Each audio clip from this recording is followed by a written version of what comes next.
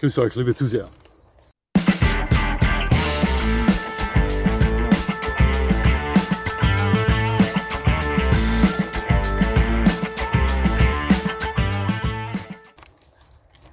Nochmal herzlichst willkommen, liebe Zuseher, hier auf meinem Kanal. Ich freue mich sehr, dass Sie da sind.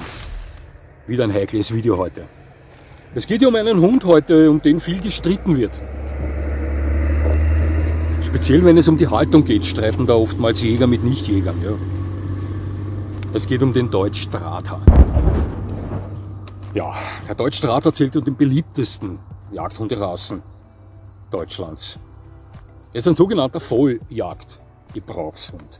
Dieser Forstehund wird von Jägern sowohl als Apportier-, Wasser- und Schweißhund eingesetzt und verfügt zumeist über ausgeprägte Raubzeugschärfe. Schon viele Füchse, Dachse und Marder mussten das feststellen. Häufig schon wohnte ich Diskussionen von Jägern und Nichtjägern bei, wenn es um die Haltung dieses Hundes ging. Ja, das ist ein großer Streitpunkt. Ja. Weil als Schnauzer-Fan habe ich mich natürlich auch mit Rassen wie dem Griffon, dem Pudelpointer, dem Deutsch Stichelhaar und nicht zuletzt mit dem Deutsch Strather befasst. Und bis vor etwa einem Jahr kannte ich einen recht gut, den Ingo, im Besitz von Hirs, einem 83-jährigen Jäger, der voriges Jahr verstorben ist. Ja. Ich möchte zuerst gerne in die Geschichte dieser tollen Hunderasse eintauchen. Sehen wir uns mal den Standard, den Charakter an und zum Schluss dann möchte ich meine persönliche Meinung zur Haltung abgeben. Ja, legen wir mal los.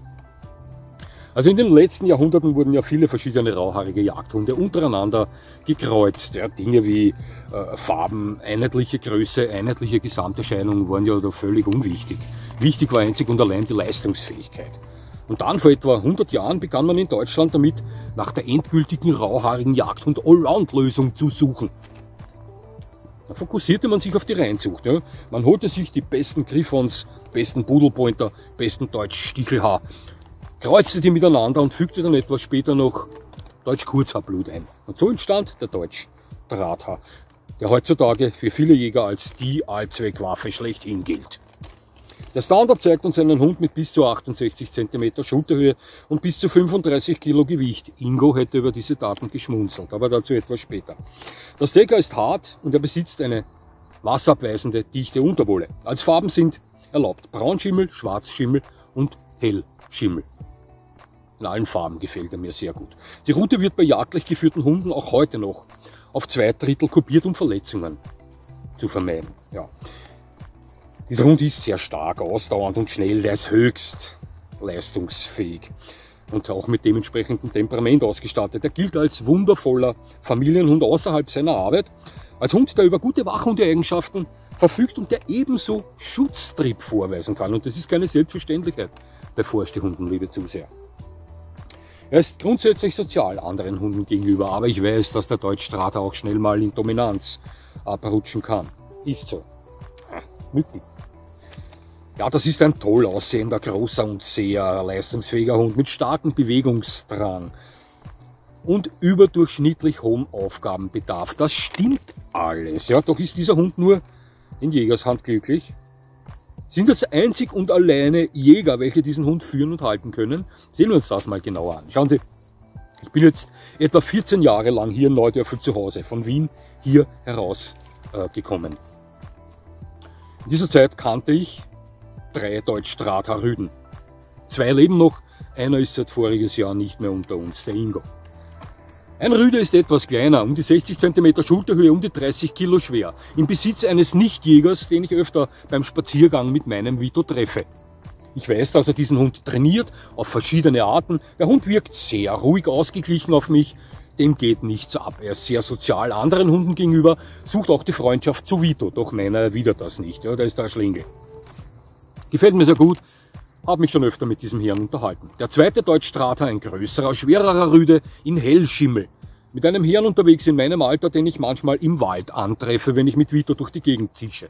Auch der unterwegs zumeist mit diesem Bauchgurt, also mit der Gurtleine da und lässt sich von diesem Hund ziehen.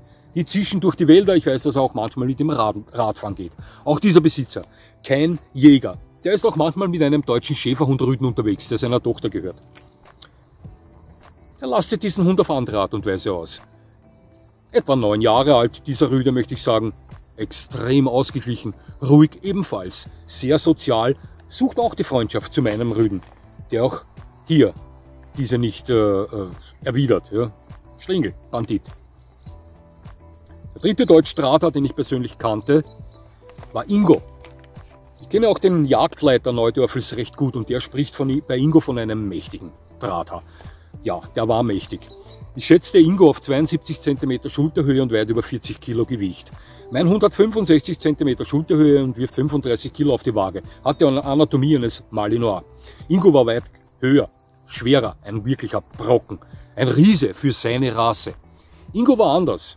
Ingo war jagdlich geführt, im Besitz von Hirs, ein 83-jähriger Jäger. Ingo war nicht sozial anderen Hunden gegenüber. Ich weiß nicht, wie es im Revier war, wenn er mit anderen Jagdhunden zusammengetroffen ist, doch hier in der Gegend war er das nicht. Ingo und Vito waren Lieblingsfeinde, also die hätten sich's anständig gegeben. Generell war der Hund etwas triebiger, aber sonst bewegt er sich charakterlich, meiner Meinung nach, im normalen Rahmen. Und passen Sie auf, ich weiß, dass Hirs, sein Besitzer, nicht oft mit ihm im Feld war. Hirs war körperlich nicht mehr wirklich gut beieinander und ist voriges Jahr verstorben. Ingo war zu diesem Zeitpunkt 7 Jahre alt. Ich weiß auch, weil Hirs mir das gesagt hat, dass er nur einmal am Tag mit ihm rausging. Und Ingo lebte in einer Wohnung. Da hatte er kein Grundstück zur Verfügung. Und dennoch funktionierte dieser Hund recht normal. Von irgendeinem durchgedrehten Charakter, der alles zerstört zu Hause, wüsste ich bei Ingo nichts. Obwohl dieser Hund weit weniger ausgelastet wird, als zum Beispiel mein Hund ausgelastet wird. Ich bin mit Vito am Tag zwischen 3,5 und 4 Stunden unterwegs über Stock und Stein. Von dem konnte Ingo nur träumen. 7 Jahre alter Deutsch-Drahter. Nachdem Hirs verstorben ist, soll angeblich Ingo 2 Tage später auch gestorben sein. Das erzählt man sich. Was da tatsächlich geschehen ist, weiß ich leider nicht. Ja. Ja, liebe Zuseher, ich sage Ihnen was. Es ist unbestritten, dass das ein bewegungsfreudiger Hund ist, dem es normalerweise nicht reicht, dass Sie mit ihm 5 bis 6 Mal am Tag 10 Minuten rausgehen und seine Beschäftigung darin besteht, sich zu entleeren und Nachrichten anderer Hunde zu lesen. Ja. Also hier kann es schon sein, dass Sie dann mit dem Deutsch-Drahter einen Hund besitzen, der früher oder später abrutscht, charakterlich davonläuft und Ihnen die Wohnungseinrichtung zerstört. Ja. Oder vielleicht, wenn er am Grundstück gehalten wird und zu wenig ausgelastet wird, versucht, über den Zaun zu flüchten und streunern zu gehen.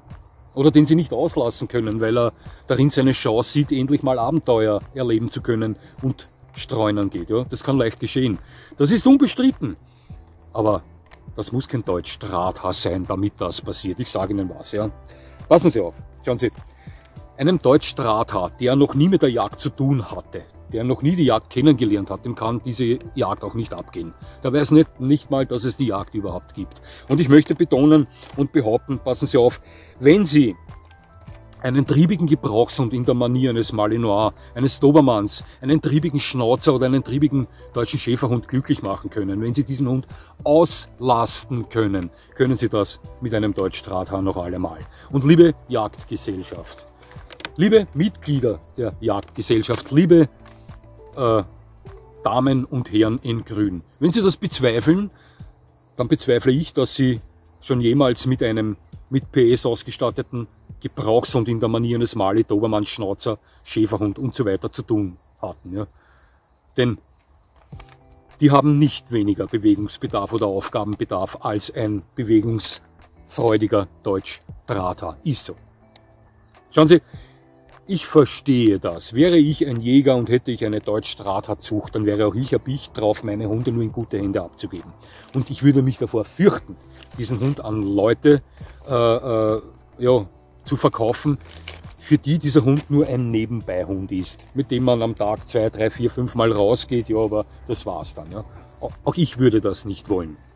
Aber es gibt sehr viele Menschen da draußen, die keine Jäger darstellen, die ihren Deutsch-Drahter genauso gut auslasten können, wie Sie das können. Ich habe einen meiner treuesten Zuseher, möchte ich hier gleich grüßen. Hallo Christian aus dem Waldviertel. Der ist im Besitz von Endra, der Riesenschnauzerhündin, und ich sage Ihnen was, jeder Deutsch-Drahter würde Danke sagen, würde er von Christian genommen werden. So hält er seine Riesenschnauzerhündin. Ja.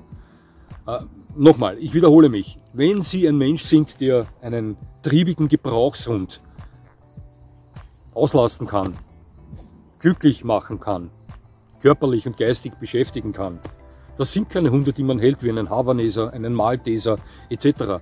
Das sind große, leistungsfähige, leistungsstarke, triebige Hunde.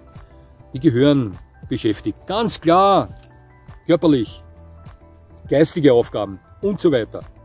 Da ist kein Unterschied nicht. Und wenn Sie das mit einem Gebrauchshund schaffen, der kein Jagdhund ist, dann schaffen Sie das mit einem Deutsch-Drahthaar auch. Also, meine persönliche Meinung, wird ein Deutsch-Drahthaar oder Verwandte, Deutsch-Stichelhaar, Pudelpointer, Griffon, Deutsch-Kurzer und so weiter, sind die nur glücklich in Jägers Hand? Na, selbstverständlich nicht.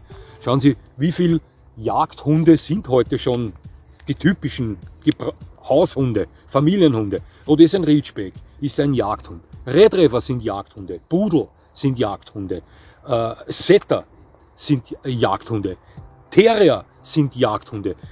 So viele Jagdhunde überall und alle Hunde können glücklich gemacht werden, wenn man weiß, wie man sie führt. Deutsch-Drahthaar ist ein Hund, genauso wie jeder andere auch. Ein sehr leistungsfähiger Hund, ein sehr bewegungsfreudiger Hund, ein Hund mit hohem Aufgabenbedarf. Und wenn Sie ein Mensch sind, der dem Ganzen gerecht werden kann, darum sage ich in meinen Videos immer so oft, Selbsteinschätzung ist wichtig. Kann ich dem Hund das bieten, was er braucht? Habe ich die Zeit für diesen Hund? Bin ich ideenreich genug, um diesen Hund beschäftigen zu können auf verschiedene Art und Weise? Bin ich willig dazu? Ja? Dann ist ein Deutsch-Drahthaar auch für einen Nichtjäger überhaupt kein Problem nicht. Und jeder Jäger da draußen, der halbwegs vernünftig ist und nicht nur von Jagdhunden Ahnung hat, sondern generell von Hunden Ahnung hat, der wird mir jetzt beipflichten. Das war jetzt keine Beleidigung gegen Jäger nicht, ja? Aber es ist es ist ein Mythos, ein Märchen, zu behaupten, Deutsch-Drahthaar, Deutsch-Kurzer oder sonstige Jagdhunderassen können nur in Jägersand glücklich werden oder nur von Jäger ausgelastet werden. Das ist ein ausgewachsener Blödsinn und stimmt nicht. Ja? Das ist meine Meinung zum Thema, liebe Zuseher. Es hat mich sehr gefreut, dass Sie mir zugesehen haben. Ich würde mich natürlich freuen, wenn Sie mir weiterhin zusehen, und jetzt wünsche ich Ihnen noch einen schönen Tag. Und das war's schon wieder.